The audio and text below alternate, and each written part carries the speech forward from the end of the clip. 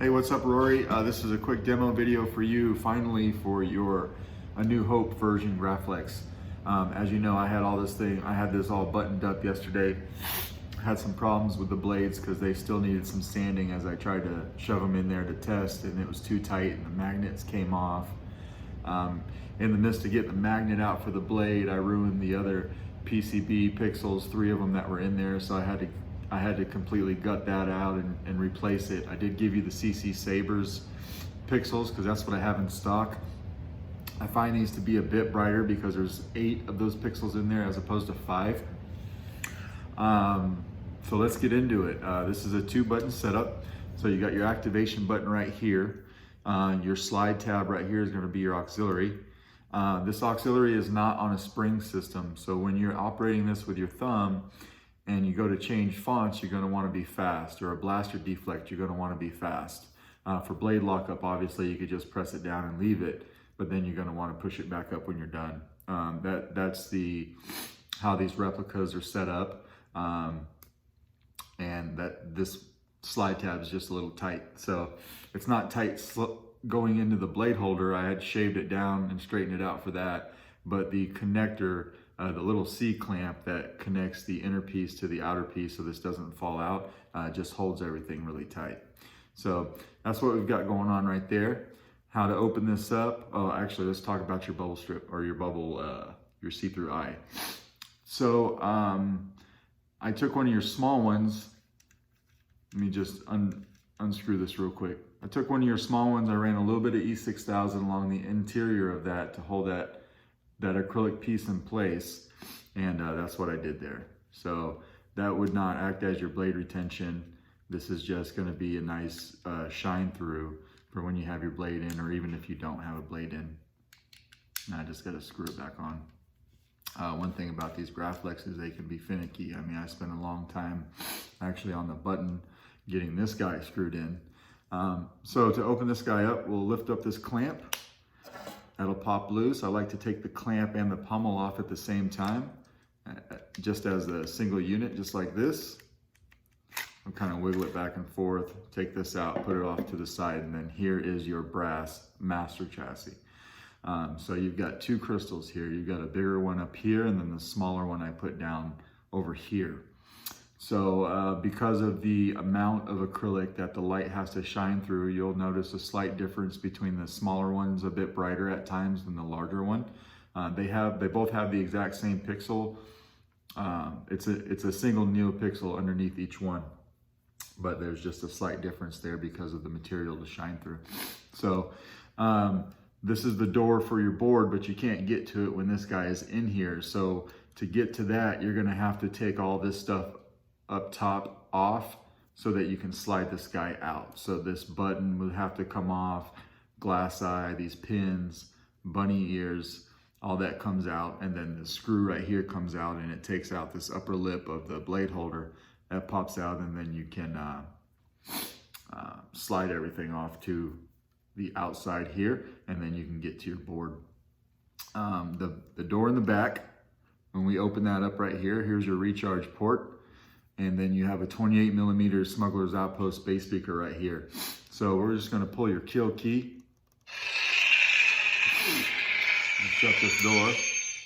Now you have motion control, so you can use the activation button.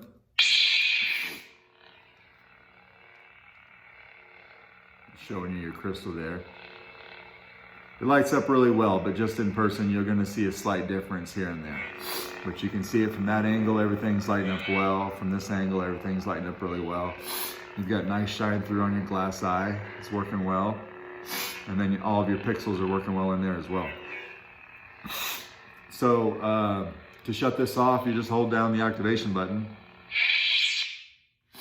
And then I gave you kind of a pre-off effect right there that you'll see everywhere.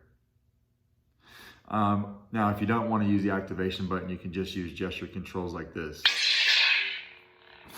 Just like that. And then that turns it on, and then it twists off. Like that. So now you can see your crystal and everything's working. We're going to throw the pommel on.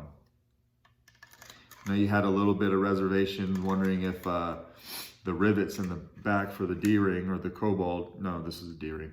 If it was going to interfere with the speaker, and it does not. So everything works out pretty nice.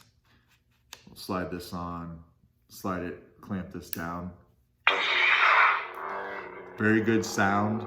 So you have good sound venting through your rivets here, and then you have a couple more here. Everything sounds really good.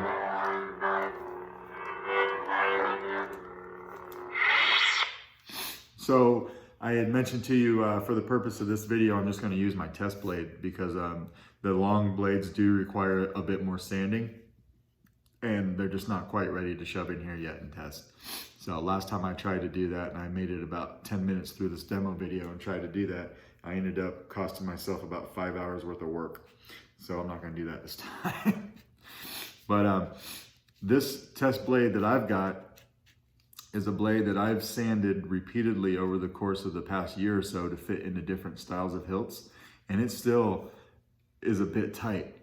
You know, normally I find that this test blade will slide in and out of other hilts very easy where the blades need to be sanded, but this one just barely fits in snug. So that's a tight blade holder right there.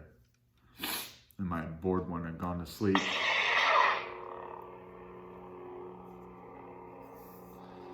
So as you can see, everything's working well. Shine through looks really good. Bit of a pre-off effect there. Now to change sound fonts, I usually do it with 2 fingers because I'm gonna have to go back and forward real quick. You are hard to find. I put a Kylo on here just to do an unstable blade effect. Tap, you can slide this quick down and up for blaster deflex. Or you can just press it down and leave it there for blade lock up. And then slide it back when you're done. We'll go again. The Force is with you, young Skywalker. But you are not a Jedi yet.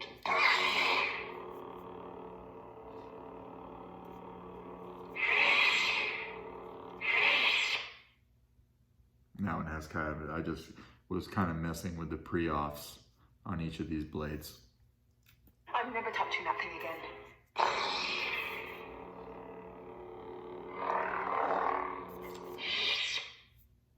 And then we'll go. Hello, the Jedi.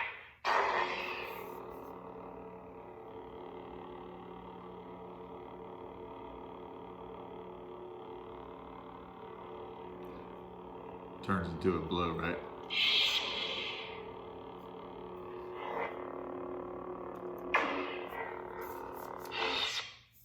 And we'll turn that off and go to the next one.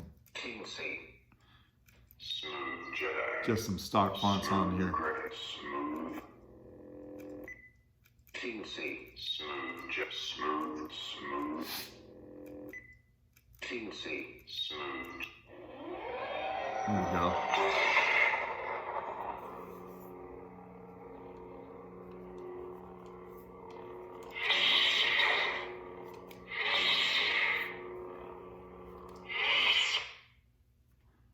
Everything's working good. And then we're back. You are hard to find. And we can just use the activation this time if we want.